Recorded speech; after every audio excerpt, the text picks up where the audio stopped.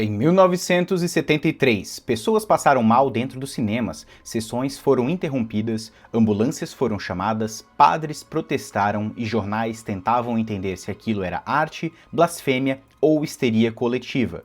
O terror, até então visto como entretenimento menor, nunca mais foi o mesmo depois disso. Você já sabe de qual filme estamos falando? Estamos falando de O Exorcista, um filme de terror que gerou um fenômeno cultural. Ele revolucionou a forma como se conta uma história de terror e, acima de tudo, ele deu o pontapé inicial sobre um gênero bem específico dentro dos filmes de terror. O gênero de filmes de exorcismo, que, infelizmente, nenhum deles, até hoje, foi capaz de chegar na magnitude desse filme. Então vem comigo que nesse vídeo a gente vai explorar toda a história de origem desse filme, o livro que inspirou a franquia de O Exorcista e também todo o impacto cultural que esse filme teve durante a época que ele foi lançado, nos tempos de hoje e todos os simbolismos escondidos dentro dessa trama. Então, se você já assistiu esse filme e quer revisitar a história, fica comigo até o final. Caso você não tenha assistido esse filme em nenhuma circunstância, você tem dois convites. Assista esse filme e volta pra cá pra gente conversar a respeito, ou embarca nessa história comigo, pega sua água benta e se prepara para conhecer o maior filme de terror de todos os tempos.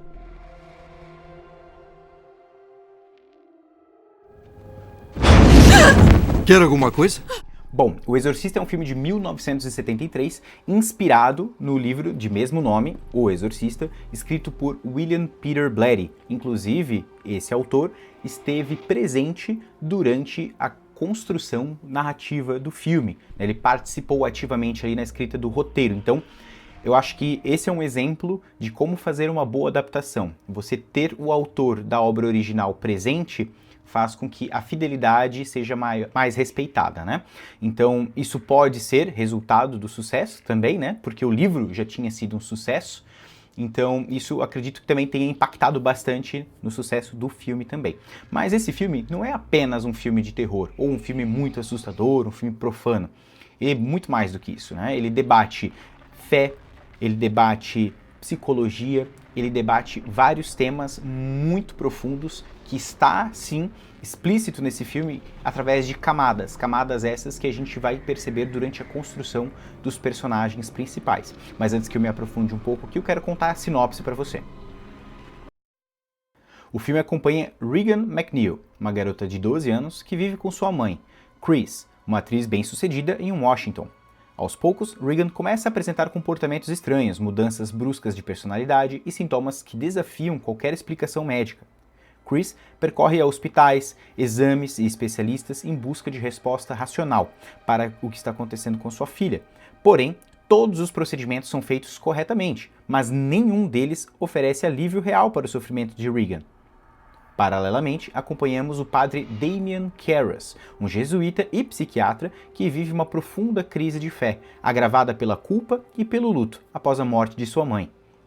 Dividido entre ciência e religião, Karras representa o homem moderno, tentando sustentar dois sistemas de sentido que já não se encaixam perfeitamente. À medida que as histórias se cruzam, o filme conduz o espectador para um território onde a razão encontra seus limites e a fé é colocada à prova de maneira extrema. Quando O Exorcista chegou aos cinemas, ele não foi tratado apenas como um filme, ele se tornou um evento social. Há relatos documentados de pessoas desmaiando, vomitando ou entrando em crises de ansiedade durante as sessões. Alguns cinemas chegaram a manter a ambulância de prontidão. O impacto foi tão grande que o terror passou a ser encarado como outro olhar. Pela primeira vez, o gênero foi visto como algo sério, perturbador e capaz de provocar discussões profundas sobre moral, fé e sociedade.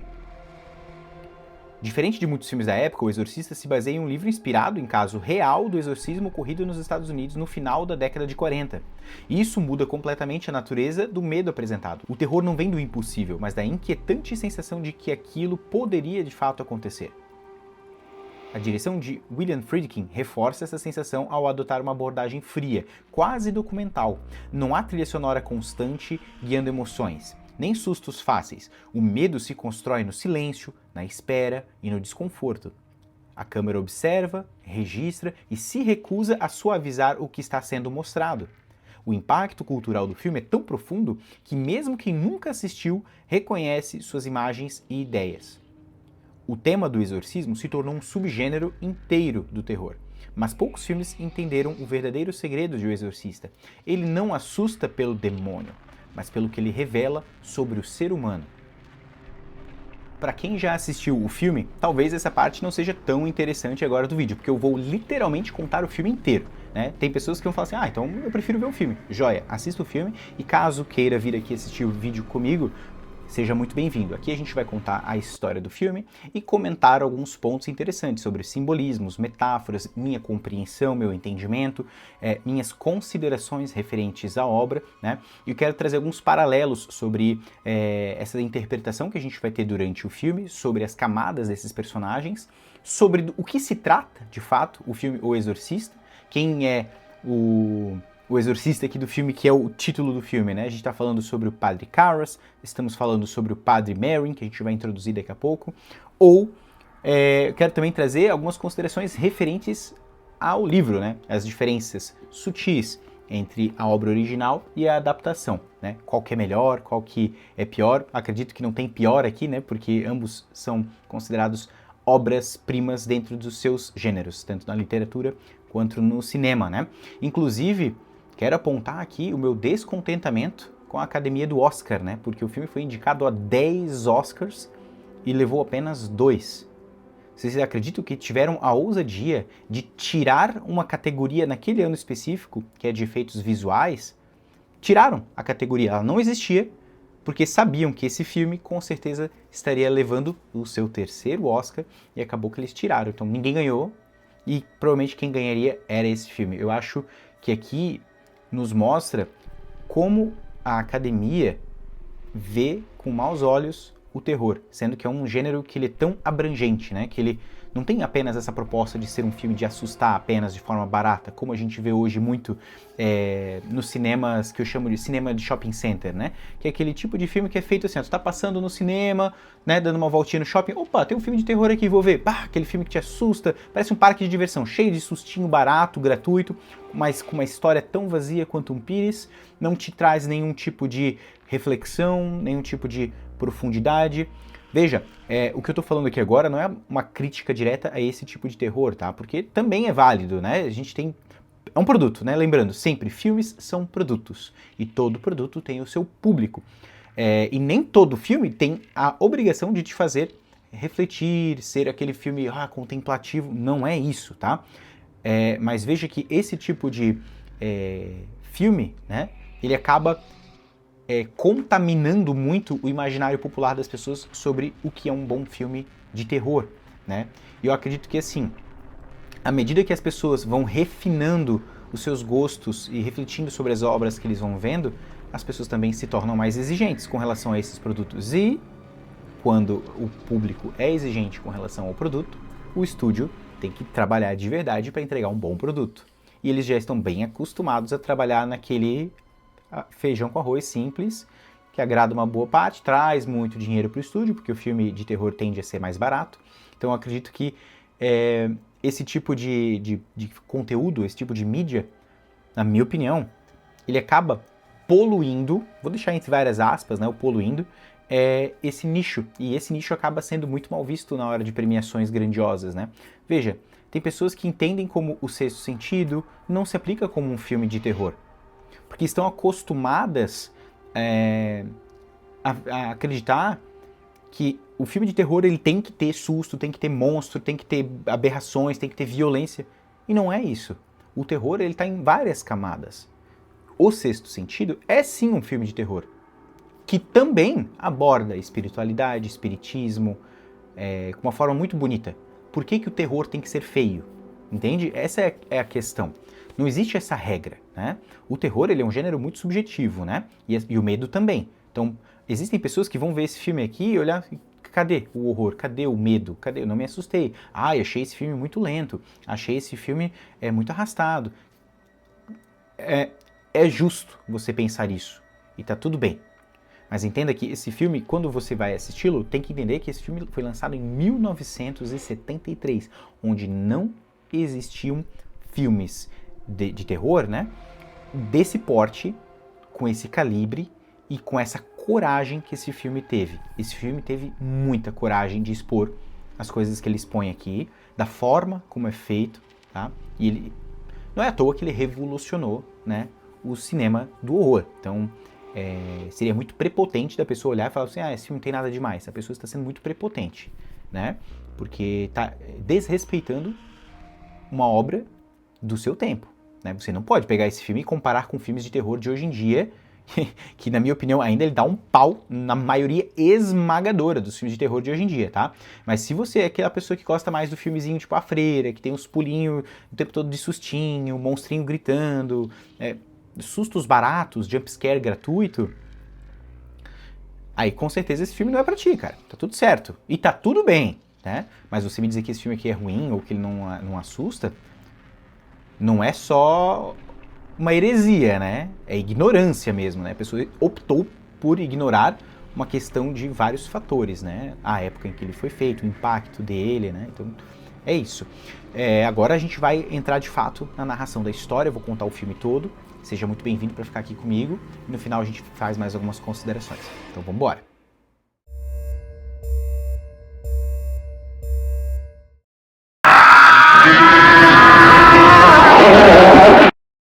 O filme abre com um personagem chamado Padre Merrin. Ele está trabalhando num sítio arqueológico no norte do Iraque.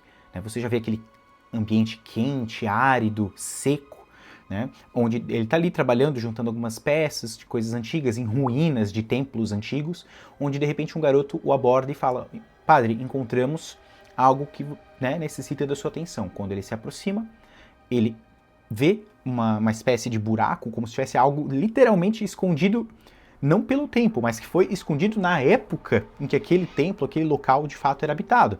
Eles acham, e tem dois elementos muito interessantes aqui. O primeiro, uma espécie de cabeça do que era uma estátua em algum momento de pedra ou de argila, enfim, onde na hora que ele olha, sutilmente a direção já mostra um vento forte e misterioso surgindo ali bem rápido, bem breve, e o padre meio que se identifica com aquela imagem, ele sabe do que se trata.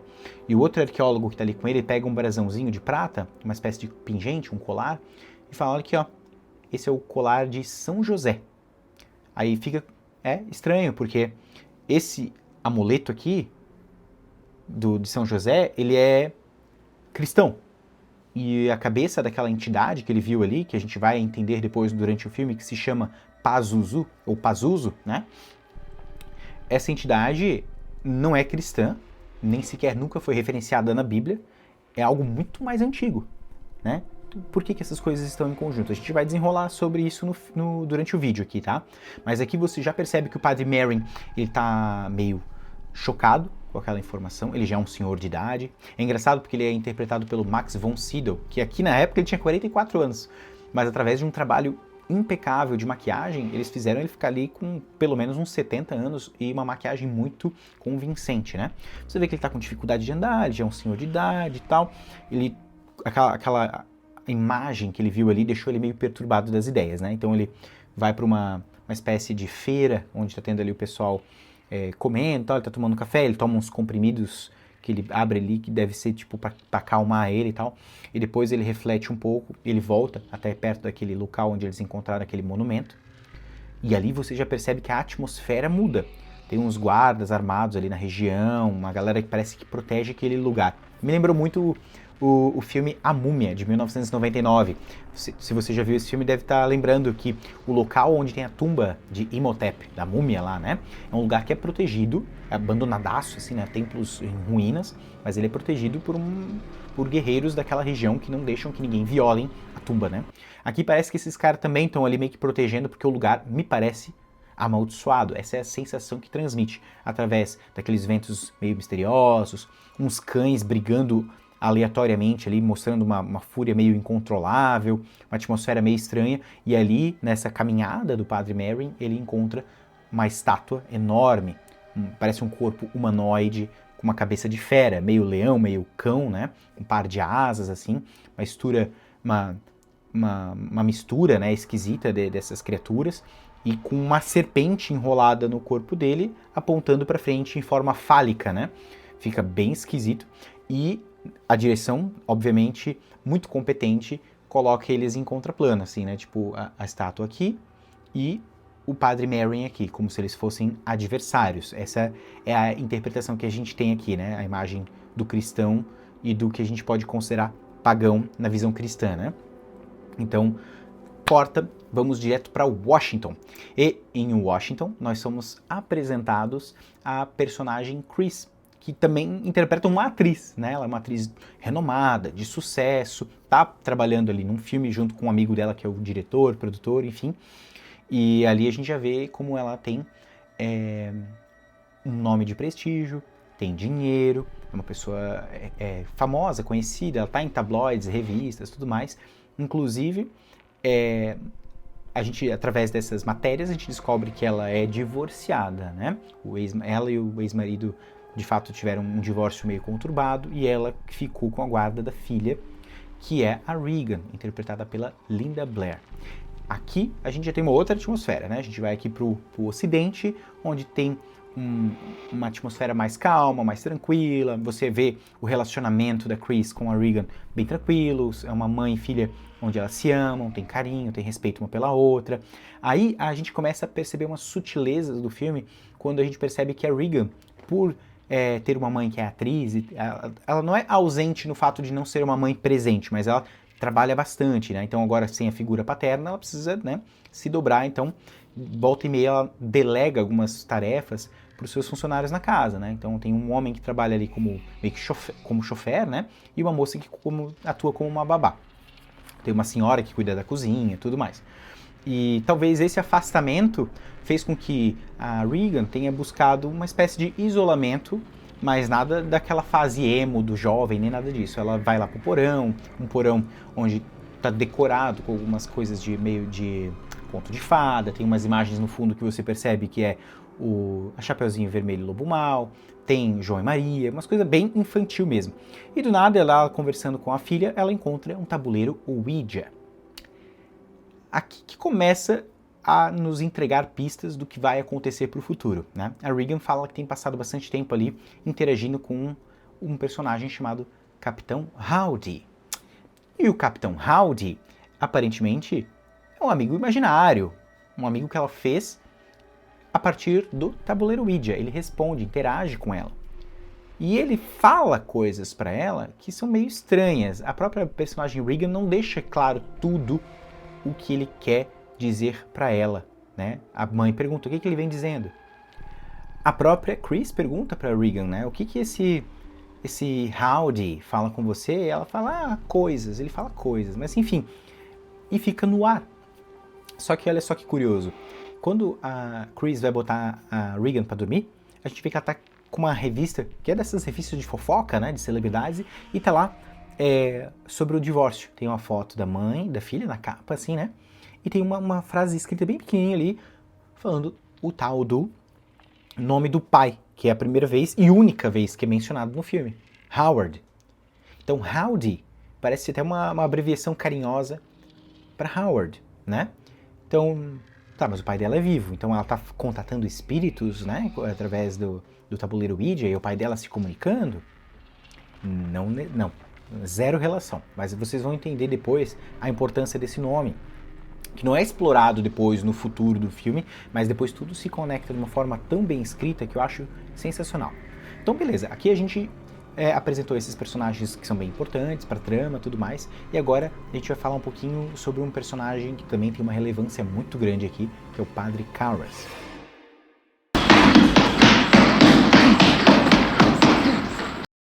O Padre Karras é a representação do homem moderno, né? Que ele é um homem que acredita na religião e na ciência, tanto que ele é padre, mas também ele é psiquiatra. Aqui mostra uma certa ambiguidade, porque a parte mais científica dele está cada vez mais forte, mais evidente, e a parte de fé cada vez indo por água abaixo. Eu acho interessante como a direção mostra isso, talvez não de forma proposital, mas eu entendi que fosse proposital, Porque quando mostra a personagem da Chris indo pra casa, ela caminhando num bairro bonito, um bairro nobre, né, casas bonitas, bem pintadas, o ambiente todo é outra atmosfera. E quando nós somos apresentados ao Patrick Carras, mostra um contraplano oposto, né, de tipo, ela vem de um lado, entrando num bairro nobre, bonito, ele vem de um outro lado, fazendo basicamente um espelho daquela imagem, só que tu vê que é um bairro bem mais decadente, mais largado mesmo, mais periférico. Você vê paredes sujas, pichação, lixo na rua, o clima até é mais cinza mesmo, né? Então tu mostra que aqui a gente tá falando de um personagem que, além de viver numa ambiguidade religiosa, né, ele também vive uma questão social bem abaixo da personagem da Chris MacNeil, né? Ele entra num apartamento, daqueles apartamentos menorzinho, tu vê que é um ambiente bem mais escuro, mal iluminado, é uma infraestrutura diferente, e é nesse lar onde ele mora com a própria mãe. A mãe dele tá com problemas de saúde físicos, e a gente também entende que tem algo psicológico acontecendo com ela por conta da idade. Ele é um homem sozinho, ele tem que cuidar da mãe, ele se preocupa com o bem-estar dela, ele não tem condições de ficar sustentando ela, então eles buscam, em algum momento do filme, o abrigo para idosos. E é ali que ele assina a sentença dele com relação a culpa e luto, porque em determinada parte do filme vai nos mostrar que a personagem que é a mãe dele, vai acabar falecendo lá nesse hospital. E ele carrega durante o filme inteiro essa culpa, esse peso de não ter feito mais pela mãe dele, por não poder fazer mais, ele se culpa muito. Então você vai percebendo que, inclusive no próprio velório da mãe dele, né, tá lá ele fazendo a oração, mas é como se ele não tivesse ali, é uma oração tão vazia, assim, tá no automático, sabe? E tu consegue sentir através da interpretação dele aqui, porque deve ser uma dor tão profunda, né, você perder um ente querido, e tu não poder dar oportunidades de um cuidado, de um carinho, né, nessa última fase da vida, né, do ser humano, que é a fase onde a pessoa mais precisa da tua atenção, do teu carinho, né, da tua proximidade. Mas ele, sendo um homem adulto, com as condições que ele tinha aqui, e você vê que essa questão do dinheiro, ela é importante sim, porque quando ele vai visitá-la naquele hospital psiquiátrico, vai ele e o tio dele, né, que é irmão da mãe. E o cara ainda menciona pra ele o seguinte, se tu tivesse ido pra área específica da psiquiatria, tu podia estar morando numa cobertura, podia estar dando melhores condições pra tua mãe, né? Agora escolheu ser padre, né? Ele dá uma indireta, uma cutucada, assim, sabe? Então, isso também deve ficar aqui remoendo dentro dele, esse sentimento de que, poxa, ele não conseguiu dar o melhor dele pra mãe. E essa culpa, todo esse sentimento dele, faz parte da construção do personagem, que tem uma importância super relevante pro final do filme. Tem uma cena bem específica aqui quando a gente volta pro lar da família MacNeil, né? A Chris tá no telefone e ela tá falando com uma espécie de secretária ou alguém que mora ou alguém que trabalha pro ex-marido. E essa pessoa não passa a ligação, então ela tá muito incomodada. É o dia de aniversário da Regan, o pai deveria ligar, fazer alguma mensagem, falar alguma coisa pra ela, ele não se importa, realmente ele não se importa. E ela tá lá estressada falando, só que ela tá longe da Regan, mas a Regan tá escutando à distância a ligação e ela fica super chateada. Corta a cena, Chris vai descansar e tal, e quando ela acorda com uma ligação no meio da madrugada, quem tá do lado dela? A Regan, dizendo que não tá conseguindo dormir porque tem algo mexendo a cama dela tá chacoalhando, ela tá incomodada. E a Chris fica, ué, que papo é esse, né? Quando ela sai do quarto, ela escuta uns barulhos meio estranhos vindos do sótão, né?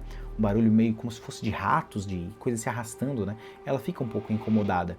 E ela avisa um dos funcionários da casa, ali, o chofer da casa, enfim, que tem ratos. Ele fala, não, mas pô, tá limpo, limpamos recentemente, tá organizado. Então são ratos limpos. Dá uma olhada lá, porque tem alguma coisa de fato, sim, se arrastando. E numa dessas noites ela escuta esse barulho, ela sobe, né, no sótão, e aqui tem uma das questões que eu tava falando na parte do prólogo do vídeo, né, sobre os sustos baratos. Tem um jumpscare aqui que não é telegrafado, que tu não vê ele se aproximando, e é muito bom. Ela tá ali com uma luz de vela, subiu no sótão para ver se ela encontra o que é a fonte desse barulho, porque ela escuta, tal, esses barulhos esquisitos e tal, e aqui do nada a gente vê a luz da vela fazendo assim, uma labareda, assim, ela acende muito rápido do nada, assim, como se tivesse algo que inflamasse muito esse fogo, essa chama, e do nada apaga, e ela leva um outro susto porque o chofer ali, o mordomo da casa, enfim, ele aparece falando assim, eu não falei pra senhora que tava limpo, não tem ratos? Esse susto aqui é muito bom, cara, muito legítimo, porque tu não espera por isso. E aqui a gente tem uma coisa que acontece que eu acho sensacional, que é o fato da manhã seguinte, um padre bem aleatório, que nem faz parte do elenco principal do filme, tá chegando ali numa igreja que é perto da casa deles, né? Ele vê uma imagem de uma santa violada de uma forma super profana, assim. Alguém colocou coisas, tipo, nos seios da santa, uma coisa fálica ali na parte genital da imagem da santa, super obscena. E a galera começa, o que pode ter sido isso, né? Ali a gente tem o primeiro crime e problemática que o filme vai precisar desenvolver no decorrer ali do filme, né? Porque a gente vai ser em breve introduzidos aqui a um personagem que é um inspetor, né? Um tenente que vem investigar coisas estranhas na região. Ele vai procurar depois o padre Karras, né? E ele vai falar que ele está procurando correlação com essas duas situações, né? Com a questão da morte de um personagem que a gente já vai falar sobre e dessa depravação na imagem da santa. Então, essa imagem da santa aqui, a gente não volta muito nela depois, mas eu quero trazer um link para vocês para ver quem fez essa profanação. Após noites mal dormidas, aqueles sons estranhos na casa que a Chris estava ouvindo, a gente percebe que o comportamento da Regan tem se tornado cada vez mais estranho. Então ela é levada para o hospital e no hospital eles fazem vários exames, tá? Uma boa parte do filme nos leva a essas visitas nos hospitais. Então eles começam fazendo alguns exames de sangue, o médico conversa com a mãe e pergunta, por acaso ela tem o hábito de falar palavrões, assim, ou algo do tipo? Não, mano, pô, é uma menina super comportada, super gentil. Por que tá perguntando isso? Daí ele fala, ela acabou de falar um negócio aqui pra mim meio pesado. Eu não vou replicar aqui no YouTube, tá? Porque tem algumas coisas que eu vou ter que deixar de fora, de falar, né? Verbalizar, porque o YouTube vai censurar. Mas basicamente ela fala pra ele colocar as mãos dele numa parte específica do corpo dela, assim, e a mãe fica chocada. Meu Deus, como é que minha filha faria um negócio desse, falaria um negócio desse? Daí ele fala, calma, fica tranquila. Eu te perguntei se ela já era uma menina que fala palavrões, assim, normalmente, porque se a gente sabe que não é o caso, então as minhas desconfianças podem estar corretas. A gente pode estar tratando aqui de algum problema psiquiátrico mesmo, uma dissociação de personalidade, algo que pode sim estar relacionado ao trauma da separação ou algo desse tipo. Então a gente vai fazer mais alguns exames e vamos estudar aqui o que pode estar acontecendo com ela. O que eu vou te recomendar é um remédio. Daí ela pergunta, mas esse remédio é por quê? Para acalmar? Não, ele na verdade ele vai dar uma agitada nela. Dele, mas não é o contrário? Então, a gente precisa dar uma enganada aqui no cérebro, porque é uma parte específica do cérebro que é acionada ali, e se você dá o calmante não vai dar certo. Eu acho que, se eu não me engano, ele recomenda Ritalina para ela. E é um estimulante.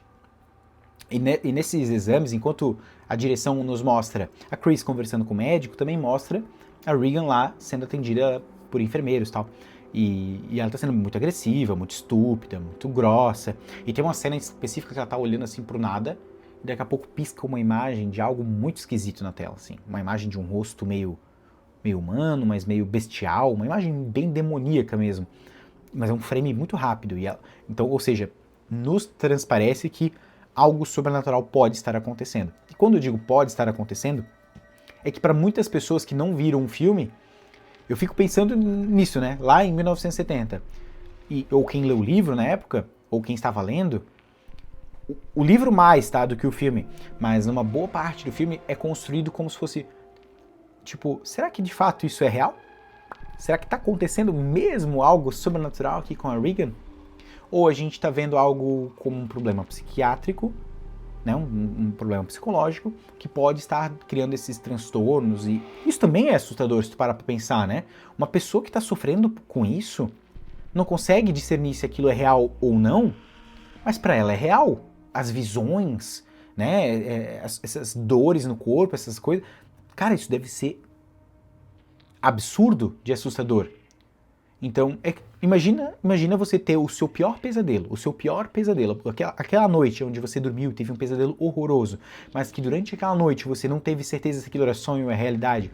Agora imagina aquilo no teu dia a dia, amplificado assim, por uma realidade onde tu não sabe o que é real ou o que é sonho. Isso deve ser muito assustador. né? E aqui no filme a gente já sabe, né? A maioria das pessoas já sabe que é de fato algo sobrenatural. Mas se não fosse, na minha opinião, é igualmente assustador, principalmente para quem sofre aquilo ali. A família sofre tudo, todo mundo ao redor sofre, mas para quem tá passando por aquilo, eu não consigo imaginar o quão perturbador isso deve ser. Está sentindo isso? Eu não consigo sentir nada. No filme nos é apresentado depois, né, em ordem cronológica, né, depois desse ato ali, a visita, né, do Padre Cowers, a mãe dele. Ele diz para ela que ele vai tentar levá-la para outro lugar, mas a gente já sabe que ela vai acabar falecendo, né? E em contrapeso, né, a gente mostra uma festa acontecendo na família da Chris MacNeil. Uma casa luxuosa, bonita, comidas e gente pra caramba, celebridades e tal. E um dos personagens que tá aqui na festa, ele é um padre, que é o Padre Dyer, que ele é o melhor amigo do Padre Cowers, mas ele também atua ali na comunidade onde a Chris mora, então ele também tá na festa, né? Então aqui tá tendo uma festa luxuosa e tudo mais, e a Regan, nesse momento, já tinha ido deitar, já foi dormir. Só que aqui, depois que a festa já tá se dissipando, várias pessoas indo embora, aquele amigo, muito amigo da Chris, que é o diretor, né, o Burke, que é o diretor também do filme, já tinha se passado, já tava muito bêbado, fez um fiasco, eles mandam embora, tal, ele vai embora. E a festa vai ficando cada vez menor, né, menos pessoas. Mas assim, tarde de noite eles se juntam ali perto de um piano.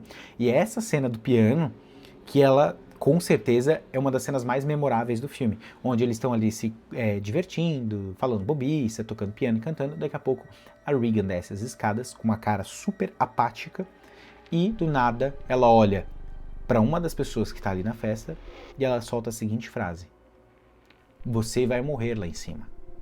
Ela só fala assim. E do nada ela começa a se urinar. E todo mundo fica: o que tá acontecendo aqui? Ela fica parada assim. Daí a Chris levanta, pega a menina, né? A galera vai embora e ela, né, leva a menina para tomar um banho e tal. Essa cena aqui, ela é muito perturbadora, porque a gente não tem ideia do que tá acontecendo com a Regan para ela ter se transformado dessa forma tão drástica, né? Então, para algumas pessoas as pistas já foram bem óbvias, né? Ela abriu as portas para algo maligno a partir do momento que ela começou a brincar com aquele tabuleiro Ouija. Mas as coisas vão ficando cada vez mais profundas, né? Do tipo, por que essa entidade tá ali? O que ela quer com a Regan? Qual que é o desejo dessa entidade, caso tenha uma ali, né? Então fica, meu Deus, e qual que é o próximo passo? O que vai acontecer? Como resolver? E essa que é a construção do filme. Quando as pessoas falam que o filme é lento, cara, eu discordo totalmente, porque ele é cuidadoso com cada arco, na construção de cada personagem, na construção da trama, né? Eles vão botando pistas, nada tá aqui filmado de graça, nada aqui é por acaso, nenhum personagem é solto, tudo sendo construído de forma como tem que ser construído, com calma e com competência. Você vai morrer lá em cima. E se você acha que acabou por ali, que era só o xixizinho no tapete, tudo certo, muito pelo contrário, meus amigos. Ela limpa a menina, dá um banho nela, dá um beijo nela e bota ela pra dormir. E quando ela tá indo lá pra baixo novamente, pra ver se a empregada tinha dado conta de limpar o tapete, a garota começa a gritar escandalosamente lá em cima e ela vai lá correndo. E ela abre a porta do quarto, a cama se chacoalhando como se algo invisível pegasse aquela cama enorme e chacoalhasse, quase tirasse do ar, e a garota não conseguia nem se segurar, e a mãe pula na cama em cima da filha pra, tipo, tentar acalmar, mas a cama chacoalha as duas juntas. E aqui, cara, é a primeira situação paranormal, sobrenatural, que outra pessoa também está testemunhando. Agora não é algo que apenas a Regan está falando, minha cama chacoalhou. Não, a mãe dela viu acontecer, sabe? E aqui a coisa começa a ganhar outras proporções. Cara, e isso é muito chocante. Como é bem feito, os efeitos práticos são muito bem realizados aqui, é assustador, tá? Aqui a gente corta uma breve cena antes da gente acompanhar a Regan no hospital pro Padre Dyer voltando para casa após aquela festa, e ele encontra no quarto da igreja, da instituição onde eles ficam juntos, né, o Padre Cowers, que já estava para lá de Bagdá, tinha tomado uma cachaça ali, já tinha tomado uma garrafa de bebida alcoólica, e o Padre Dyer vê que ele tá meio alterado, tal, ajuda o amigo a deitar na cama para dormir, porque tu vê que ele tá melancólico, que ele tá lidando com aquela culpa, com aquela sensação de perda, né? Aquele luto. E aqui que o Padre Cowers tem um pesadelo muito simbólico. Nesse pesadelo, o Padre Karras, ele acaba vendo aquele pingente que foi encontrado lá no Iraque pelo Padre Merrin, é o pingente de São José. Eles não tiveram contato. Ele nem sequer conhece o Padre Merrin. Ele nunca sequer botou os pés dele no Iraque. Mas ele sonha com aquele pingente em queda livre. Ele vê a mãezinha dele meio que descendo num... tipo aqueles degraus que vão pro metrô, né? Um cachorro preto latindo na direção dele.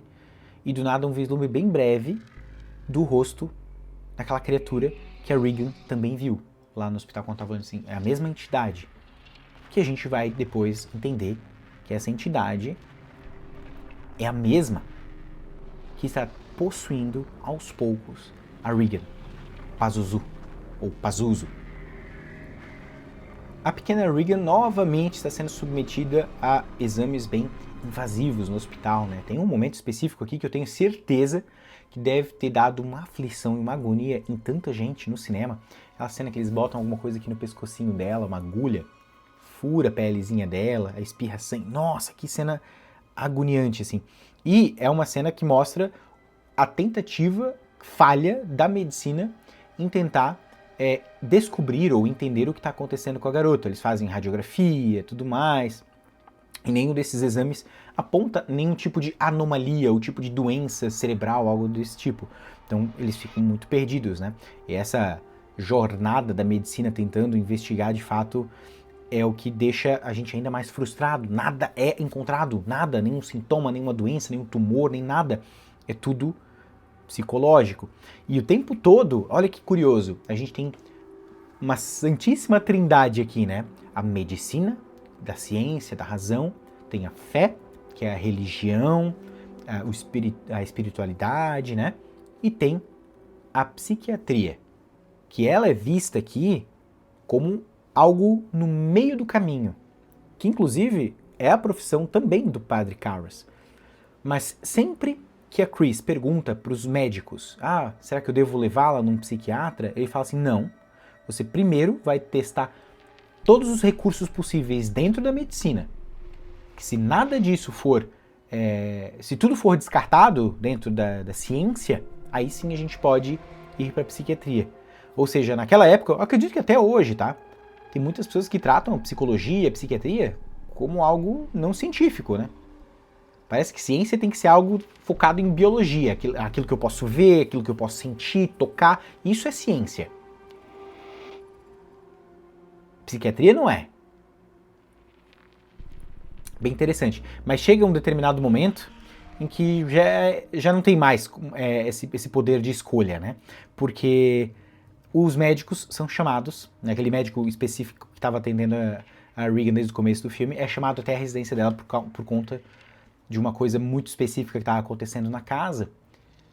E também é uma das cenas... Eu vou ter que me ajeitar aqui, porque a cena que eu vou ter que descrever aqui para vocês na minha opinião, é a cena mais pesada e brutal desse filme. Estejam avisados, a cena é forte. Quando o médico chega na casa, rapidamente eles sobem as escadas para irem em direção ao quarto da Regan. E o que eles encontram ali é a Regan se chacoalhando na cama, se contorcendo de forma muito violenta e humanamente impossível. Os movimentos que ela faz na cama são humanamente impossíveis. Esse movimento de vai e volta, tanto que nos bastidores eles tiveram que botar uma placa de aço nas costas da Linda Blair, da atriz que faz a Regan, né? Que fazia esse movimento para ela vai e volta, vai e volta. E aqueles gritos de dor são verdadeiros, são legítimos. Você vai notar que tem... Esse diretor aqui era muito abusivo, tá? Bem abusivinho, tá? Tem algumas reações que acontecem aqui no filme que não são só interpretativas, são legítimas. E para chegar nessas interpretações, o diretor aqui, ele deu uma boa avacalhada, tá? Machucou as costas da menina, mas enfim, essa cena aqui é perturbadora, tá? Por quê? Não por conta da fisicalidade dela, mas por conta das coisas obscenas que ela faz. Ela levanta do nada, fazendo se contorcendo daquele jeito, assim, absurdo. Você vê que tem algo mexendo nela, assim, no corpo dela. E aqui do nada a garganta dela infla, os olhos dela ficam totalmente brancos e ela solta meio que um rugido meio bestial, uma coisa profana. E o médico, ainda com esse seu pedestal de ceticismo, ele chega pra tipo assim, ei, vamos lá, vamos tentar acalmar isso aqui. Quando ele chega perto, ela se levanta na cama e dá um passo nele que ele voa longe, assim. E não voa longe como nos filmes de hoje em dia de terror, onde a entidade sobrenatural parece um X-Men, que faz um poderzinho e a pessoa voa longe. Não. Um tapão bruto mesmo, o cara cai como se fosse uma força de, sei lá, de uns 2 ou 3 homens, assim, dando uma força no cara, ele cai desconcertado no chão. E a mãe, que tenta vir, né, ela tenta impedir a filha. Cara, essa cena é bizarra, porque a menina, ela faz umas coisas obscenas, apontando, né, pra cunhos sexuais, assim, e a mãe fica chocada, e nessa hora, os médicos têm que prender ela e sedar ela. Eles falam, vai dormir até amanhã, porque demos uma dose forte de sedativo. E essa cena, eu não posso falar aqui no YouTube mesmo, porque ela é muito forte, e as coisas que ela fala, com certeza o YouTube iria derrubar. Mas quem viu sabe, e quem vai ver ainda vai ficar sabendo, tá? As coisas que ela fala aqui são uma perversão, né? Porque ela é de uma profanidade, assim, intensa, né? Ela provoca religião, ela fala coisas de cunho sexual, e lembrando que é só uma menina de 12 anos, então é um negócio cabreiríssimo, assim. E é lógico que daí, depois desse susto, por essa paulada que o médico levou, é óbvio. Não, acho que talvez mais alguns examezinhos aqui a gente já pode encaminhar ela para um psiquiatra. Cara, eu acho incrível, porque os caras tentam extrair de tudo, né? Vão fazer todos os exames possíveis, tudo. Aí tu não sabe se no fim das contas eles estão tentando arrancar dinheiro da família, porque fica meio, né, tipo, vamos aproveitar que ela é rica, que ela tem dinheiro e tal, e vamos tentar conseguir a todo custo dinheiro dela, ou simplesmente eles não acreditam na psiquiatria, né? Mas não tem muito jeito, né? A menina é levada para o hospital, né? Ela é de fato feita mais uma última bateria de exames e o médico fala que talvez tenha que procurar um psiquiatra. Quando ela chega em casa, mais um daqueles sustinhos sutis, né? Esses sustinhos sutis que eu digo é aquela hora que ela chega em casa depois do hospital, depois da reunião que ela teve com o médico, as luzes estão piscando e do nada tudo se apaga. Quando acende, aqui no cantinho um framezinho, Pazuzu, de novo aquele rosto macabro aparece. É sempre uma pista do diretor de que algo sobrenatural está acontecendo ali na hora. E não é diferente disso. A babá corre pra ela e fala assim, aconteceu alguma coisa muito cabreira. Cara, essa coisa cabreira que acontece é muito cabreira, porque assim, ó, durante essa ausência da Chris, que ela esteve no hospital, a babá deveria cuidar da Regan, certo? Mas em algum momento, quem veio ali pra encontrar a Chris foi aquele amigo Burke, aquele cara que é o diretor do filme dela, que ela tá atuando e tal. Só que algo aconteceu ali na casa, enquanto ela estava fora, que ela não ficou sabendo. E quando as pessoas dali dão essa notícia, é muito chocante. Porque primeiro ela entra no quarto da filha, ela vê que tem uma janela aberta, um vento friosíssimo, o quarto dela tá sempre muito frio, ela fecha, cobre a filha, e quando ela desce, a babá fala, a senhora não ficou sabendo? O Burke esteve aqui, ele foi lá dar um oi pra Regan pra ver como ela tava, mas aparentemente ele se jogou da janela do quarto, caiu lá no pátio lá fora, rolou a escada abaixo, quebrou o pescoço e morreu. E ela, chocada com essa notícia, sem saber o que aconteceu, ficou desesperada, né, tipo, como isso aconteceu, né, como assim ele se jogou, que história é essa? E do nada, aí vem uma outra das cenas, essa cena específica, ela não foi pro cinema na versão original, ela só veio depois ali nos anos 2000, quando o filme recebeu a versão definitiva, em DVD e tudo mais, essa cena foi inserida, porque na época ela foi gravada, mas por conta de questões técnicas, eles resolveram deixar fora. Essa cena é muito marcante. A Regan desce a escadaria no que é conhecida como a caminhada da aranha na internet, se você buscar por isso, porque ela vem fazendo uma ponte e descendo de uma forma muito macabra, muito assustadora, e com a boca cheia de sangue, assim, super assustador. E aqui, meu amigo, se tivesse pronto aqui dentro, já tinha borrado as calças. Cara, que cena macabra. E assim, tu acabou de levar aquela notícia da morte do Burke e do nada ela vem descendo dessa forma e tu... cara... tudo acontecendo ao mesmo tempo, né? Na hora que ela chega, a imagem do Pazuzu, ela descobre que o cara morreu, a filha vem assim. Cara, tem algo muito errado com essa guria. Muito errado.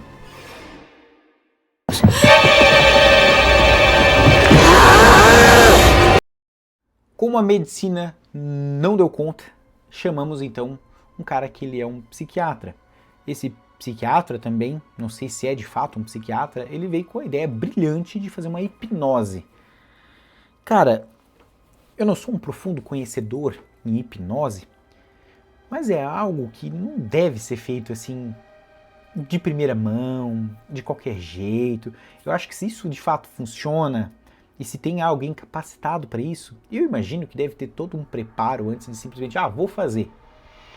Enfim, ele faz uma hipnose com a Regan, que é curioso, que quando ela tá sentadinha no sofá dela ali, ela tá com uma expressão apática, super pálida, um olhar vazio. Palmas para Linda Blair aqui, uma menina tão novinha já mandando tão bem na interpretação, né? Ela tá com o braço dela, um deitado assim no braço do sofá e o outro ela tá assim.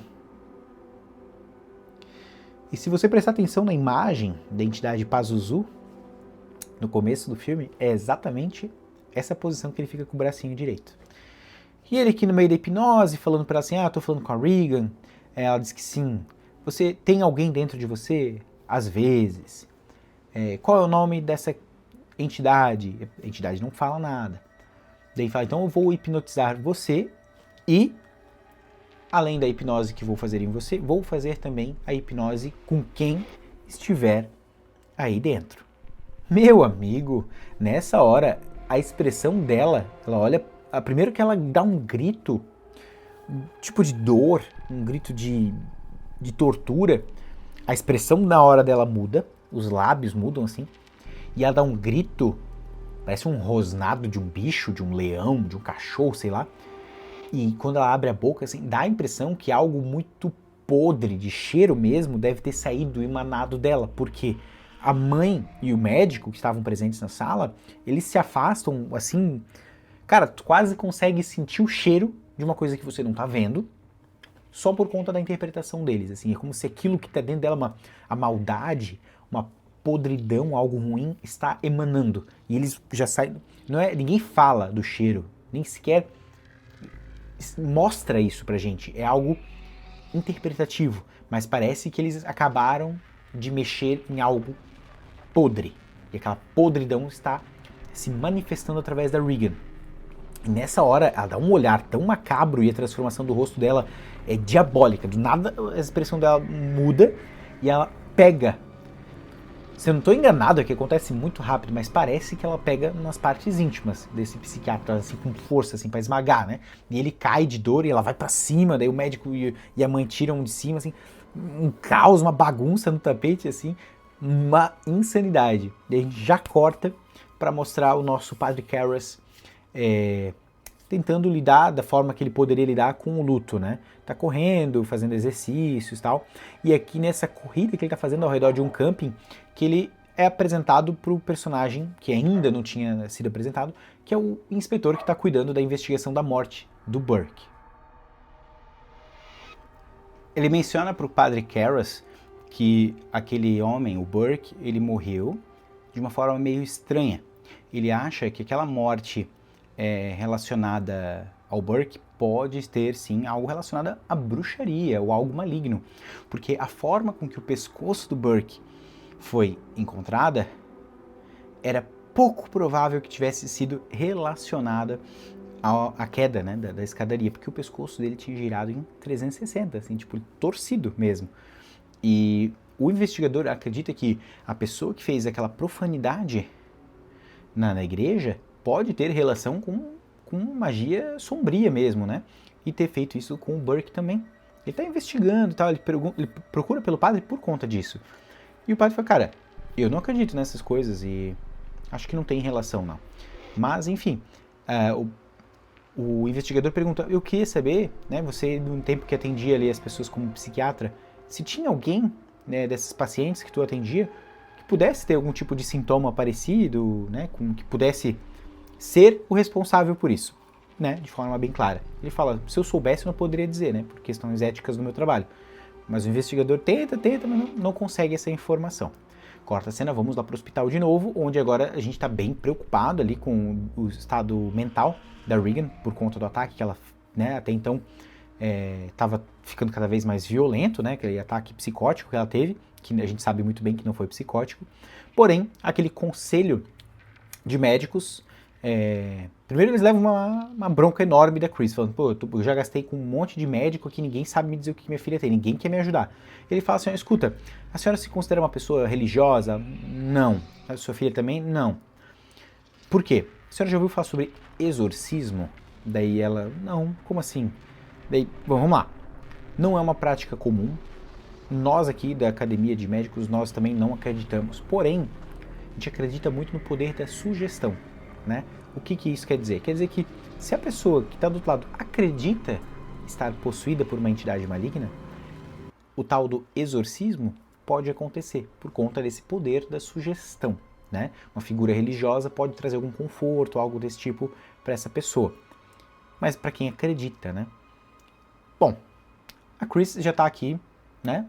Atolada, né? Já tentou de tudo, a medicina não ajuda, então vamos lá, vamos procurar alguém que pode me ajudar. Então ela vai, de fato, buscar ajuda da religião.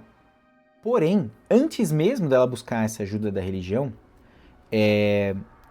aquele investigador vem falar com ela. É um cara super querido, super simpático, ele questiona o que pode ter acontecido, enfim, ele fica dando voltas aqui e não chega a lugar nenhum, porque as respostas que ele busca não estão ali de fato. Depois que ele vai embora, eu acho que eu tinha esquecido dessa cena que eu vou contar agora, eu acho que eu vou refazer o que eu falei antes, tá? Acho que essa é a cena mais pesada do filme. Por quê? A partir do momento que ele vai embora, né, ela se despede, tá um silêncio na casa, tá tudo certo. Putz, foi logo ele sair de casa que a Chris escuta um grito vindo do andar superior, que é o quarto da Regan. Mas parecem ter duas vozes. Uma voz meio demoníaca, falando para fazer algo, e ela pedindo socorro, pedindo para não, que ela não queria fazer algo. Quando a gente chega lá nessa cena, vamos lá, eu vou tentar descrever, porque ela, cara, não tem, ela é de fato muito mais pesada do que a cena anterior, muito mais pesada, eu tinha me esquecido desse detalhe. Enfim, a Regan tá com um crucifixo, se machucando na sua região íntima, com movimentos obscenos. Ó, trovoada aqui, bem nessa hora que eu vou descrever essa cena, né? E, ó, se for de Deus que fique, se não for, vai embora. Vamos lá. Ela tá fazendo movimentos sexuais com a cruz, envolvendo a sua parte íntima, bastante sangue já, porque ela se machucou fazendo isso, falando frases muito profanas aqui. E quando a mãe tenta tirar a cruz dela, para que ela pare com isso, a garota dá um tapaço muito forte no rosto dela, pega a cabeça da mãe e esfrega o rosto da mãe nas suas partes íntimas, sujando a mãe de sangue, e dá um tapaço forte, assim, onde a Chris voa no chão. E não parou por aí, porque além das obscenidades que ela tá falando e de ter feito essa coisa horrorosa com a mãe, do nada, um momento meio poltergeist aqui, o guarda-roupa começa a ser arrastado por uma força invisível na direção da Chris, quase querendo prensar ela na parede. Ela foge disso. E quando os funcionários da casa estão indo ali para ajudar, a porta fecha com uma força violenta, assim. Tipo, algo muito sobrenatural tá acontecendo. E é aqui que a gente vai ter, de fato, a presença mais forte agora do Kauras, porque agora, de fato, ela percebe, a medicina não consegue me ajudar, vou ter que recorrer a um padre, alguém para poder me ajudar com isso, não tem jeito. Enfim, somos apresentados ao padre Kauras pela primeira vez sobre a ótica da Chris. Então ela conhece ele fala para ela que ele é padre, mas também é psiquiatra, e ela pergunta, padre, você acha que faria sentido, né, exorcismo? E fala, isso não faz mais isso hoje em dia. Por que não? Porque, né, com o tempo a gente entendeu que existem muitas doenças mentais, problemas psicológicos, né, que anulam, né, o que antigamente as pessoas achavam que era possessão demoníaca. Então ela fala, será que tu não pode visitar minha filha? Ele fala, cara, eu posso ir como psiquiatra, não como padre, para exorcizar, tá? Eu vou... Até porque não funciona assim. Um exorcismo, eu precisaria fazer uma coleta gigantesca de provas, evidências, levar isso pro Vaticano, a igreja teria que autorizar o processo de exorcismo e ainda delegar alguém para fazer isso. Não sou eu, não sou exorcista, teria que ser alguém, né? Enfim, mas eu posso visitar a sua filha, com certeza, não tem problema. E ele vai, mas com sua visão profissional de psiquiatra. Quase que eu deixo escapar um complemento daquela cena super cabreira, né, que eu acabei deixando pra trás. Naquela hora que ela tá possuída, falando aquelas atrocidades e tudo, ela pega e gira a cabeça dela em 360 numa das cenas mais icônicas do cinema, né? Uma das cenas mais icônicas e mais perturbadoras, com certeza. Mas o fato dela girar a cabeça ali em 360 e ainda é amplificado com a frase que ela fala assim, você viu o que sua filha fez? Ela fala bem assim, com a voz do Burke, aquele cara que tinha morrido. Então, tipo, dá a entender que a filha matou o Burke torcendo o pescoço dele e jogando ele pela janela, né? A filha. A gente sabe que não é ela, né? A Regan tá sob o domínio e o controle da entidade Pazuzu, né? Cara, que macabro, cara. Nossa, isso aqui é muito macabro. A gente vai perceber que depois da visita do Kharas, a entidade meio que fica jogando, né? Fica jogando com ele. E esse jogo de gato e rato psicológico aqui é muito bom, muito bem escrito. No livro, os diálogos do livro são bem mais pesados, na minha opinião. Tem uns diálogos aqui que, minha nossa, é bom ter tirado do filme, assim, pesadíssimo, porque o filme já é pesado com esse tema aqui, né? Sempre que envolve uma criança, né, falando dessas coisas obscenas, tudo, profanas, já fica pesado por si só. Mas ainda deram uma lapidada aqui. O Padre Kharas vai de fato lá na casa da Chris MacNeil, ele é recebido e ele entra no quarto da Regan, onde ele vê ela num estado deplorável. O rosto dela aqui sob uma maquiagem pesadíssima, bem feita, o rosto todo retalhado, a cor dos olhos dela mudou, né? Ela tá usando uma lente meio esverdeada, meio amarelada assim, toda arrebentada, ela tá sob fortes remédios também, né, pra manter ela mais sedadinha, mais calminha, mas a entidade, ela tá amarrada inclusive, a cama toda acolchoada, né. Aí ela começa a brincar aqui com o Kharas de forma sutil, né? Falando que tá ali com a mãe dele, lá no inferno. Fala que sabe o nome da mãe dele. E aí ele... Só que ele ainda é muito cético, né? Ele acha, bom, cara, a morte da minha mãe foi recente. Isso saiu no noticiário. Ela pode ter visto o nome dela na televisão ou visto num jornal e tá usando contra mim. Ele fala assim, se você sabe realmente quem é minha mãe ou você tem acesso a ela, então você provavelmente sabe o nome de solteiro dela, né? Não o nome dela de casado. Sabe o nome? Daí o demônio pega e fala assim, em tempo eu vou te dizer. É tipo, boa. Tá bom, então. É bom no blefe, hein? Mas eu sou mais esperto. Sabe aquela briga de gato e rato, tipo, será que realmente o demônio é o demônio mesmo, né? Bom, nós sabemos que sim, né? Ninguém muda o olho, né? Tipo, a cor dos olhos só porque está doente de forma mental, né? Se tu olhar bem pros olhos dela, tu vai ver que tem algo muito errado. Pode ser que ela tenha uma outra doença, que foi perdendo a melanina dos olhos. Podes inventar o que tu quiser. Mas nenhum médico identificou algo de errado, certo? Ele é o último recurso. Então ele tem que entender também que algo muito errado está acontecendo. E essa questão da fé dele estar abalada é o que acaba comprometendo muito dessa jornada de luta para salvar o Regan, né? Enfim, ele até tá ali batendo papo com ela, tentando descobrir mais coisas, ela pega e dá o famoso vômito verde, né? Um jato de vômito verde na cara dele, suja ele tudo. A Chris vai lá, limpa a roupa dele, conversa com ele, e ele tá lá no sótão enquanto ela tá passando a roupa dele, né? Tá olhando os desenhos que ela faz, e aqui tem uns negócios bem interessantes. Por exemplo, aqui eu já tinha pontuado no começo do vídeo sobre o Lobo Mau e a Chapeuzinho Vermelho, e a gente já tinha visto num outro lado o desenho também de uma coruja. Coruja é o animal que gira a cabeça em 360, então tem alguns simbolismos aqui que o diretor bota aqui, não é de graça, é só para quem quer captar mesmo esses simbolismos, né, do tipo, o Lobo Mau e a Chapeuzinho Vermelho tem uma representatividade ali sobre a entidade se fazendo de boazinha para conquistar a Chapeuzinho, né, o Lobo Mau se faz da vozinha para conquistar a Chapeuzinho e poder devorá-la. A bruxa do João e Maria também se faz, né, a casa de doces, encanta as crianças para no final, vrau, devorá-las. Pazuzu usa do mesmo artifício.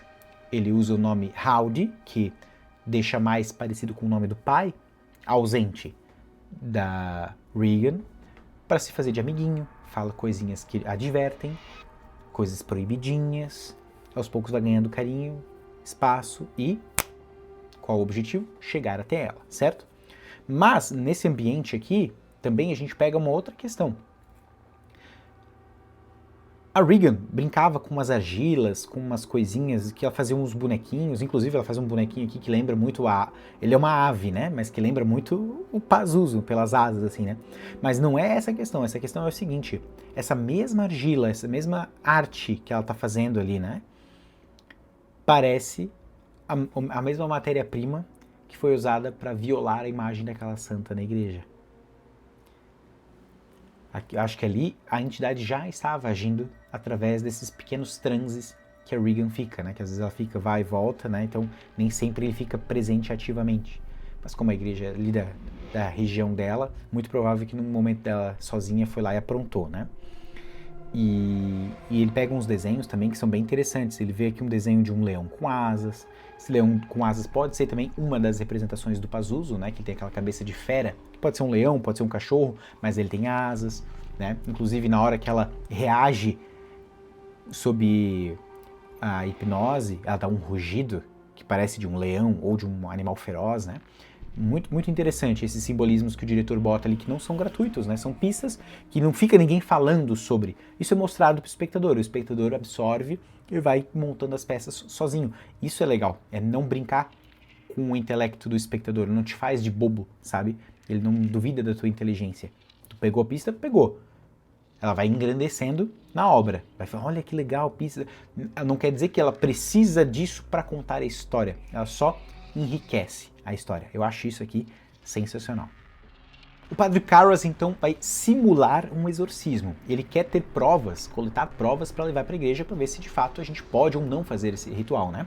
Então o que ele faz? Primeiro ele vai gravar a conversa com a Regan e vai fazer algumas pegadinhas, né? Quais são essas pegadinhas? Ele pega água benta e joga na Regan. Ela fica se contorcendo, fala algumas coisas aleatórias, se contorce e tal. Isso ainda abala ainda mais o Karras, porque ele chega para a mãe da Regan, a Chris, e fala o seguinte, não era água benta, era água da torneira. Se fosse água benta de verdade, faria sentido ela ter reagido daquela forma, mas não com água normal. Acho que ela tá brincando comigo, ela acha que está sendo exorcizada. Então, para mim, é algo daqui. Mas, enfim, ele pega essas gravações e antes dele mandar essas fitas para a igreja, ele tá escutando e tal, numa espécie de biblioteca ali local, né? E o cara que é o operador dessas máquinas, desses equipamentos, fala para ele assim, sabe o que tá falando aqui? Que língua que é essa? Dele, não, é inglês, só que de trás para frente. E quando eles botam a fita de trás para frente, a fita está pedindo, né, a Regan está falando com uma outra voz, né, uma voz bem diferente, pedindo pelo padre Merrin. O padre Merrin é o cara que estava lá no Iraque, que depois de ter visto a imagem do Pazuzu, ficou todo abalado e resolveu sair de lá e voltou para a Europa. E aí, tipo, poxa, e agora? Será que a gente tem alguma evidência? Enfim, ela tá passando mal. Numa das noites ali o Karras vai lá visitá-la, tá encharcada, meio, né, entorpecida assim. Na barriga dela aparece escrito Help me, né, em inglês, me ajude, como se fosse escrito de dentro para fora, no abdômen dela. Aqui ele percebe que tem algo muito errado. Não tinha como fazer isso. Não tinha como, cara. Então ele acredita sim que tem agora as provas concretas, evidências suficientes para pedir para a igreja uma intervenção e o exorcismo. Ele leva para a igreja, eles acatam e chamam Padre Merrin. Ele mostra ele lá na Europa, recebe uma carta e ele, ok, vamos fazer o ritual. E aqui é uma transição da cena muito boa, que quando ele recebe a carta e lê, dá um take fechado no rosto, no escuro, no rosto da Regan, com a maquiagem pesada, assustadora, como se ela estivesse meio que esperando pelo Merrin. E no filme não deixa claro até então o porquê dessa vontade de recebê-lo. E aqui a gente tá indo pro final do filme que, cara, gente, é muito foda. Desculpa o palavreado, né? Já me deram um puxão de orelha porque de vez em quando eu falo uns palavrões, mas desculpa. A gente se empolga, cara. A gente se empolga porque o filme é muito bom. Tem cenas muito boas e às vezes o nosso vocabulário tão rico não tem palavras que substituem esse sentimento, né? Mas eu prometo, eu vou maneirar, tá bom? Eu vou maneirar aqui os palavrões.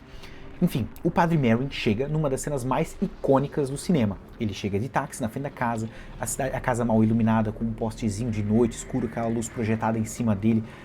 A cena é tão icônica que virou pôster do filme. A cena é muito boa. Ele chega, é recebido pela Chris e logo que ele entra na casa, lá de cima já se ouve a voz da Regan, possuída, gritando Merrin, né, chamando o nome dele com uma voz grossa e tal. E antes dele ir lá de fato realizar o procedimento, ele pede pro Kharas, preciso de alguns acessórios específicos da igreja para poder fazer o ritual, né? A túnica, aquele tecido na cor roxa, alguns acessórios, tudo mais. O Kharas consegue esse material e eles entram no quarto para a batalha final. De fato, eles vão executar o exorcismo.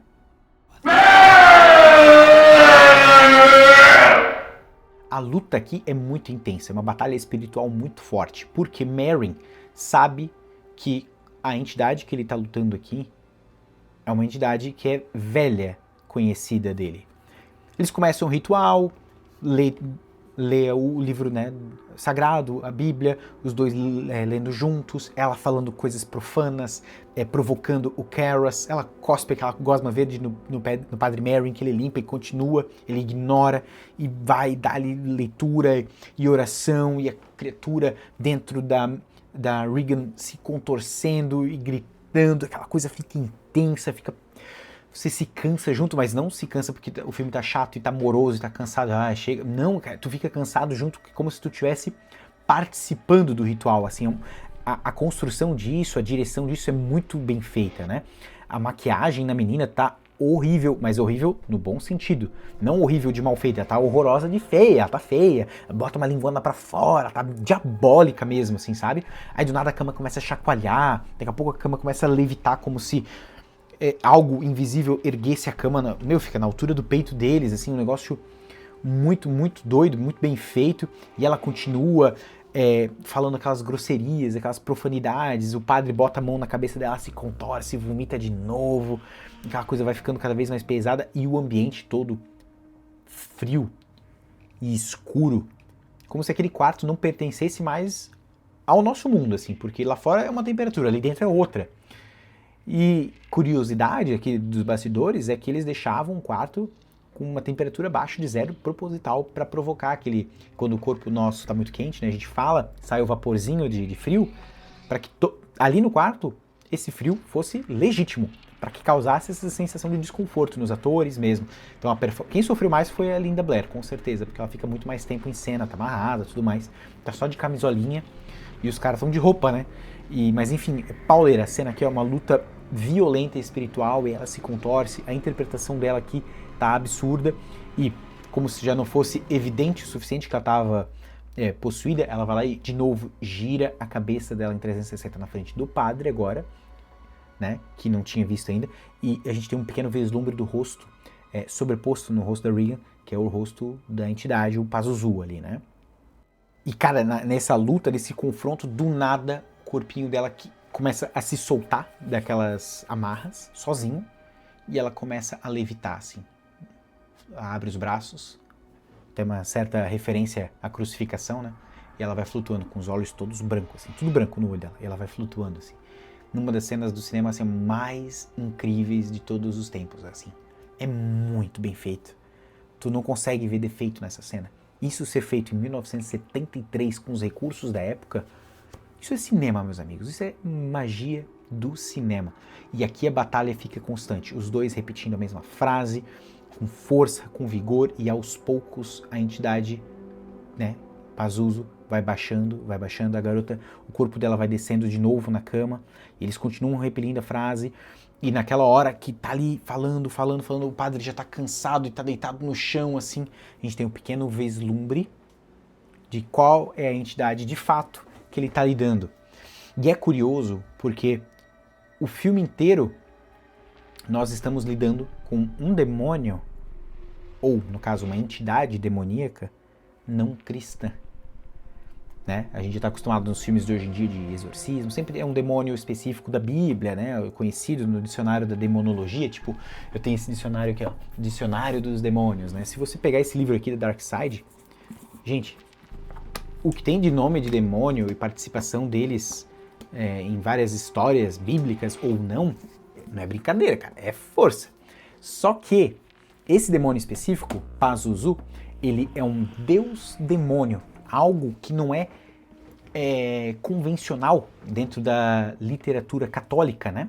Então é diferente. Então a gente está lidando com um mal ainda mais primitivo.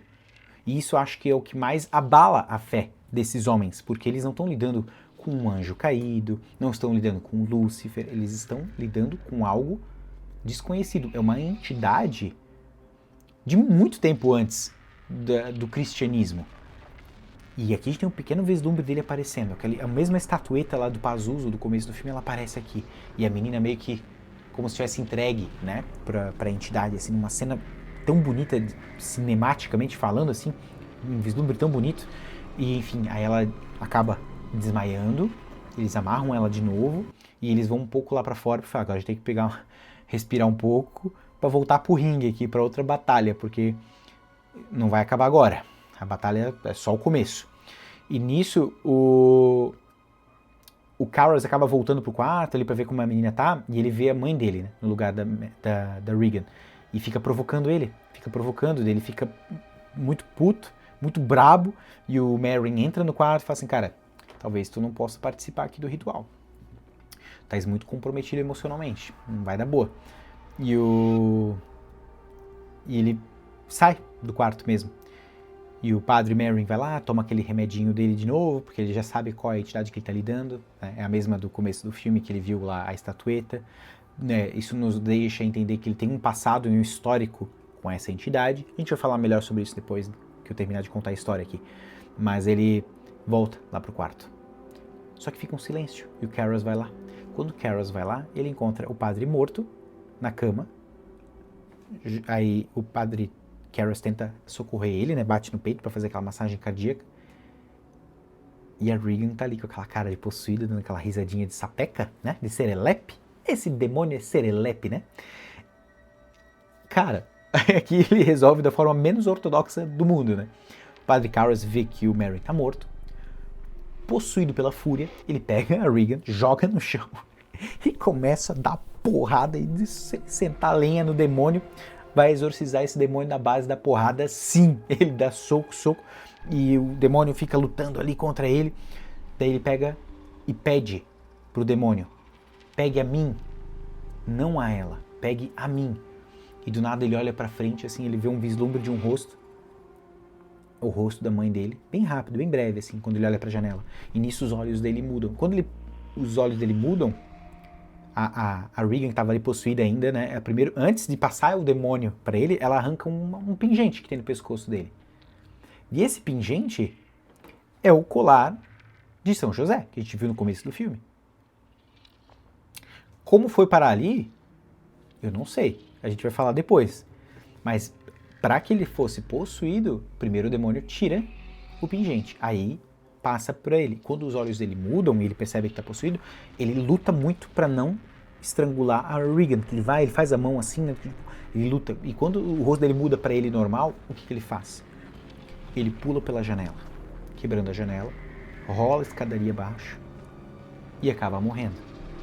E assim ele tirou o demônio para ele e tirou a própria vida para que ele pudesse salvar a Regan. O filme acaba assim, com a mãe entrando no quarto, o inspetor chega junto bem na hora, eles acolhem a garota, o padre Dyer, que era o melhor amigo do padre Karras, passa lá fora, ele vê o amigo, ele fica em prantos, ele pega a mão do amigo, quer fazer uma última confissão, né, e ele só mexe a mãozinha, tu não vê o rosto dele que tá virado para baixo, todo arrebentado, coitado, um monte de gente se aglomera ali. E o filme acaba basicamente assim, com um final ambíguo, né, do tipo, não é nem um final feliz, mas também não é um final tão drástico assim, mas é um final muito,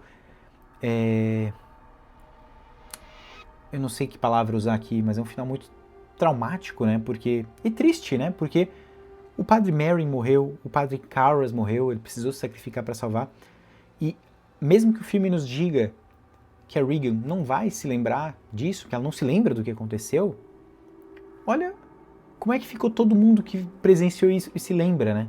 Tanto que acaba o filme dela se mudando com a mãe, né? Elas vão se mudando para uma outra casa, ela se despede do padre Dyer e tal, com um beijo no rosto, porque ela vê ele como uma figura religiosa, dá um beijo no rosto dele, como se ela não entendesse o porquê, mas ela tem uma certa gratidão, né? E acho interessante esse simbolismo, mas e agora? Quem venceu? Né? Você pode ter uma leitura de que, bom, o bem venceu, né? Derrotamos a entidade. Mas qual que era o verdadeiro desejo da entidade? Era possuir a garota? A gente vai discutir isso depois. Mas eu queria deixar claro aqui o quão bom é esse filme. Como pode um filme de 1973 quebrar tantos tabus, falar sobre religião, falar sobre ciência, sobre fé?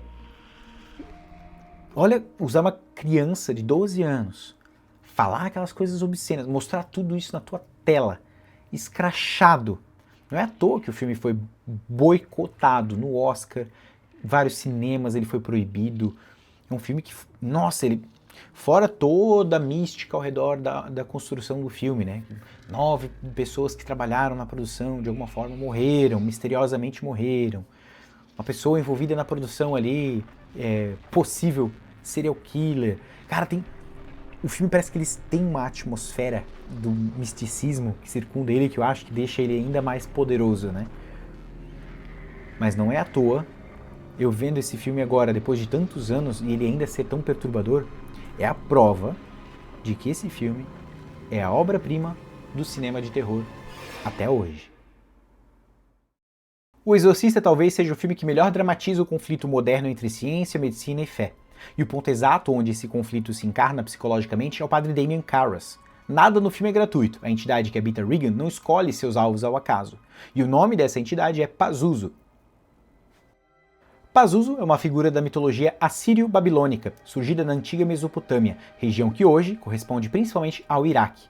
Ele é conhecido como o rei dos demônios do vento, associado a pragas, fome, doenças e destruição. Mas diferente da noção cristã de demônio como mal absoluto, Pazuzu pertence a uma tradição ambígua. Ele é temido, mas também invocado. Amuletos com sua imagem eram usados como proteção, especialmente contra entidades ainda mais perigosas. Isso é fundamental. Pazuzu não é Satanás. Ele antecede o cristianismo, a igreja e a própria ideia de um inferno moral. Ele representa um mal ancestral, indiferente à fé humana, um mal que não nasce do pecado, ele simplesmente existe. Sua iconografia híbrida, olhos arregalados, focinho canino, traços animalescos, simboliza a quebra da ordem natural.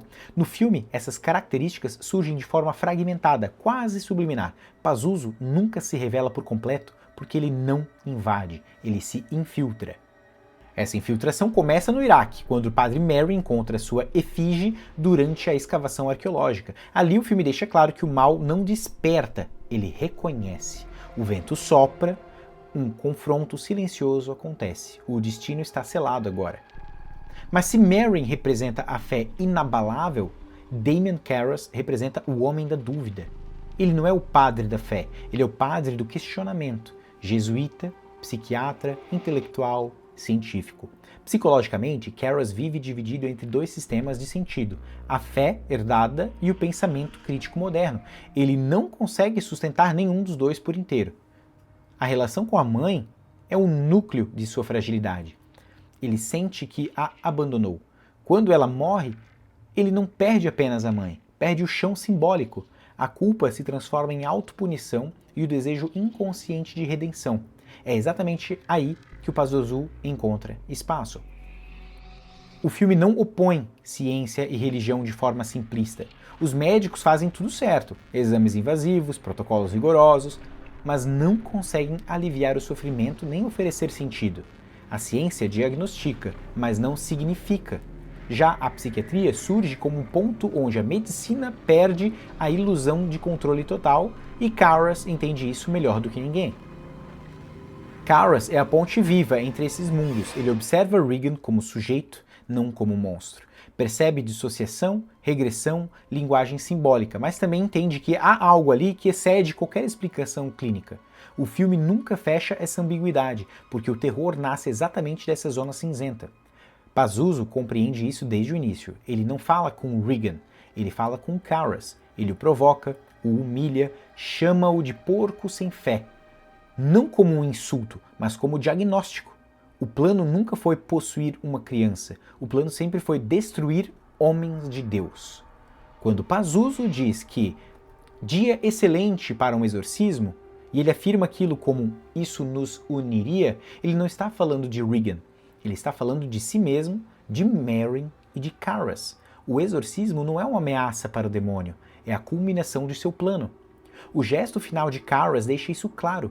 Quando ele diz entre em mim, aquilo não é um ato de fé pura, é um gesto humano, um ato de responsabilidade. Ele assume a culpa, protege a criança e dá limite ao caos. Ele escolhe morrer para restaurar uma ordem simbólica que havia perdido. Karras não morre com a fé resolvida. E isso é essencial. Ele não é salvo por acreditar, ele é salvo por agir. A ciência não salva, a fé não basta. O humano começa exatamente onde ambos falham.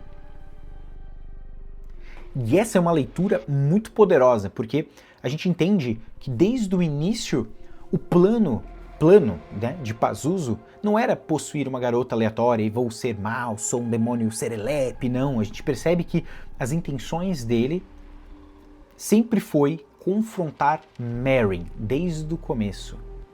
Então, a ferramenta que ele usou, né, o instrumento que ele usou para chegar até Merrin foi a Regan. A Regan era uma porta de fácil acesso. Uma criança numa família desestabilizada, sem a figura paterna.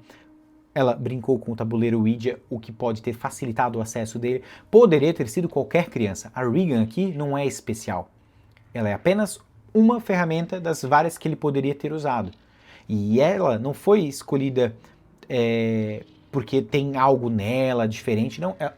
Foi o acaso dela ser de fácil acesso, né, para a entidade que fez com que ele conseguisse chegar até Merrin. Tudo foi construído dessa forma. Em nenhum momento a entidade se esconde, ela se expõe para que de fato a família tomasse a decisão de chamar a igreja, para que a igreja de fato chamasse Merrin para o exorcismo. Aquilo tudo foi arquitetado por Pazuzu para que de fato acontecesse. A sua ideia, no final, era vencer o Merrin. A hora que o Merrin está morto e o Karras vê, você vê a satisfação nos olhos da Regan possuída pelo Pazuzu. Estava feito, agora precisava destruir o Karras e sua missão foi concluída com sucesso. Então, por isso que fica aquele gosto meio amargo, de tipo, beleza, a Regan se salvou, perfeito. Mas ela nunca foi o alvo, entende? Ela sempre foi o instrumento. Para você entender melhor sobre tudo o que está acontecendo, o livro com certeza ele enriquece muito, porque a gente não ouve o nome Pazuzu no filme, né? A gente só sabe por conta de leituras que a gente faz depois, né? Material do filme e por conta do livro. No livro, Pazuzu, ele é mais explícito, né? O seu nome, suas intenções. E depois que a gente entende que existe um vínculo entre o Merrin e o Pazuzu, né? São dois velhos de suas determinadas áreas, digamos assim, parece que eles têm um vínculo. E que vínculo é esse, né? No segundo filme, a gente passa a entender melhor. Mas eu não queria tocar muito aqui no assunto das sequências desse filme, porque cada sequência desse filme aqui é uma ofensa para a obra original, tanto no livro quanto no filme. Porque o segundo filme é tenebroso de ruim. Tudo que tem bom nesse filme é destruído no segundo filme. O terceiro filme, ele também joga fora várias coisas que tem no livro, na obra original, no filme, e pouco se aproveita do material que deu origem a esse terceiro filme, que seria uma sequência direta do livro O Exorcista, que seria o livro Legião, né? Também joga um monte de coisa aleatória lá. Então assim, ó, todo filme de exorcista que tem aqui, todos são muito ruins. Mas se tem uma coisa que o segundo filme nos apresenta, que encaixa aqui com a narrativa, é que o padre Merrin, lá em suas expedições na África, ele já tinha enfrentado o Pazuzu e venceu. Ele exorcizou um garoto que estava possuído pelo Pazuzu, e ele venceu. Então essa intenção do Pazuzu era vencer um velho inimigo. Por isso que quando ele encontra aquela estatueta e ele reconhece como Pazuzu, ele fica abalado, fica chocado, ele tem que ir lá tomar aqueles remedinhos, porque ele fica desestabilizado. Porque quando ele enfrentou o Pazuzu, ele era um homem jovem, não era mais um homem velho, né? Então, tipo, agora ele como um homem velho, não vai ter as mesmas forças e destrezas para expulsar o Pazuzu como ele teve quando era jovem, né? E pro demônio isso é a maior satisfação, né? O demônio, ele tá fora do que a gente considera temporal, né? Ele não envelhece. Ele é velho no nosso conceito, antigo, mas ele não tem velhice. O demônio não envelhece, vai ficando velho, vai ficando caduco, vai ficando frágil, né? Ouso dizer que é capaz de ficar ainda mais poderoso quanto mais tempo ele existe, né? E é interessante essa leitura, né? A leitura mais consistente, tanto simbólica quanto narrativa, é que o Pazuzu ele não chega até Regan de forma aleatória. Ele já estava em movimento desde lá do Iraque. A escavação inicial não desperta o Pazuzu como um gênio saindo da lâmpada, né? Ela funciona como um ponto de reconhecimento. Merrin encontra a efígie, o vento sopra, há um confronto silencioso. Aquilo estabelece um elo. Pazuzu reconhece o homem que já o enfrentou antes e entende que haverá um reencontro. No começo do filme, durante a escavação no Iraque, vemos algo visualmente estranho. Um objeto cristão, que é a medalha de São José, associado diretamente a uma efígie pagã e demoníaca. Isso não é um erro de continuidade, é uma linguagem simbólica pura, porque São José representa o pai adotivo, o guardião simbólico, o homem que protege sem protagonismo e a paternidade responsável sacrificial. A medalha de São José funciona como um fio condutor invisível que liga o Iraque, que é a origem do mal nesse caso, Merrin, na fé sólida, Keras, a fé fraturada, e o sacrifício final. Ele simboliza paternidade, responsabilidade e cuidado, exatamente os valores em crise no filme. Repara, Regan está sem seu pai, Chris precisa ser pai e mãe, Keras falhou como filho de sua própria mãe, e Merrin é o único pai espiritual e íntegro que acaba morrendo. A medalha representa o que está faltando naquele mundo do filme. É interessante demais como o filme aborda uma entidade que é desconhecida dentro do mundo dos cristãos mesmo, né? Tipo, a gente hoje vê filmes de exorcismo, geralmente as regras que são expostas nos filmes são assim, né? A pessoa que vai executar essa missão, ela precisa saber qual é o nome da entidade para que ela tenha forças sobre essa entidade para ajudar a expulsá-la. Então ele pega a Bíblia, lê trechos específicos e né, faz o ritual de exorcismo ali, que geralmente nos filmes acaba resultando em êxito, né? Aqui mostra que não só tem uma questão de fé, como também uma questão de ignorância religiosa. É como se, tipo, apenas entidades cristãs pudessem possuir uma pessoa. E é aqui que eu acho que é a chave da derrota também, né? Porque essas pessoas não estão aptas para enfrentar essa entidade. Porque é uma entidade não conhecida. Não só ela não é conhecida, como ela também corre o risco de ser conhecida e ser ignorada, descartada. Historicamente, a gente sabe como a Igreja Católica ocultou, destruiu e apagou da história outras religiões. Só que vamos trazer aqui para o literal, vamos lidar como se Pazuzu fosse de fato, ou seja, de fato, uma entidade real. Isso não é uma escolha sua, apagar. Não falar sobre algo não necessariamente vai fazer com que ela deixe de existir, não é mesmo? Você está isolando, você está abafando, ocultando. E fazer isso com algo tão maligno, tão corrupto, tão profano, tão poderoso, é muito perigoso, não é mesmo? Então você agir dessa forma mostra que a soberba faz com que você seja um alvo muito fácil de uma entidade como essa. E como Carl Jung já citou em um de seus livros, aquilo que negas te subordina. Pazuzu é a sombra. E você ocultar a sombra e fingir que ela não existe só te torna muito mais suscetível e vulnerável a ser dominado por ela. E não tem nenhuma luz dentro de você que faça com que você consiga enfrentar ela sozinho.